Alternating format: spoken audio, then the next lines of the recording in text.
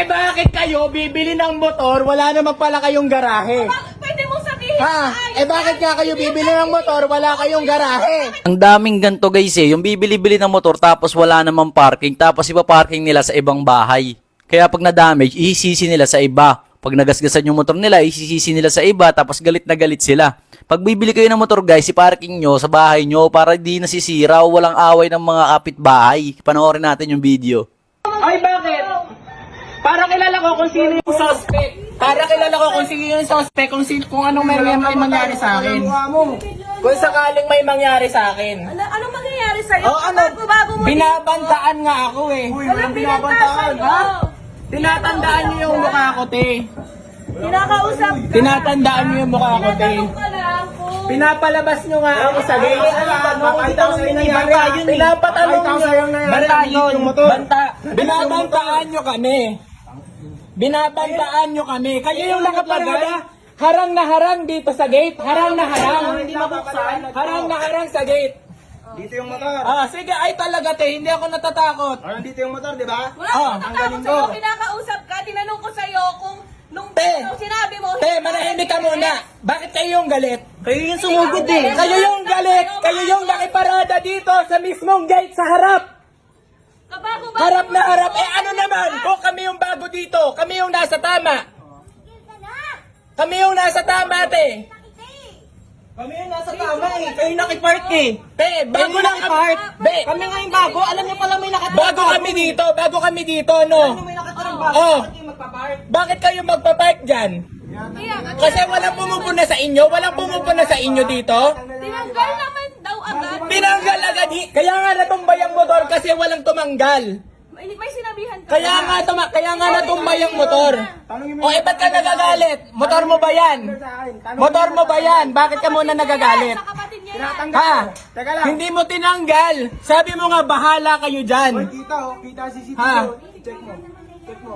Dinig ba yung pinag-usapan sa CCTV? Tanggal ko eh. Dinig ba yung pinag-usapan sa CCTV? Pakiusap ko yan. Tama Ha? na. Toy, tama na. Makinig na kayo sa akin. Ano na lang. Tama na, Toy.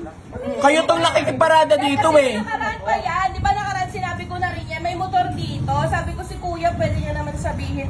Binalagbag niya. Pag tumaan na... Nasaan yung may-ari ng motor? Pwede nga sabihin, eh nasaan yung may-ari ng motor? Alam niyo na pala eh. Alam niyo na pala nung nakaraan eh. Bakit nagpark pa Hindi ulit? amin yun. Ayun nga. Hindi amin yun. Ngayon, hindi ko naman alam na nandito. Kaya di ba lumapit ako sa... Eh kaya nga te, bakit ginagawa nyo yan? Bibili-bili kayo ng motor, wala naman kayong parking, sa iba kayo makikiparking. Kailangan mo mag-iskandalo ng ganyan. Eh, ginagawa nyo rin eh.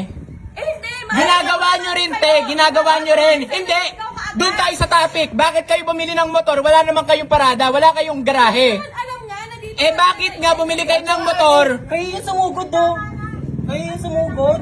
Ah, tapos nagbabanta kayo?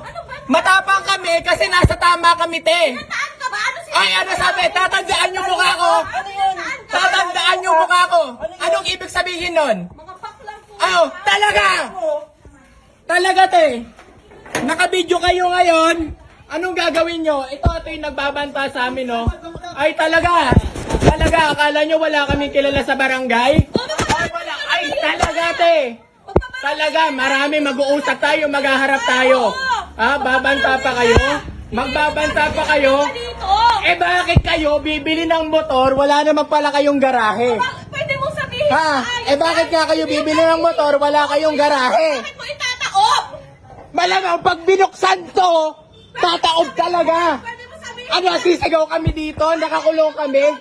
Sisigaw kami dito? Eh, hindi nga namin kilala.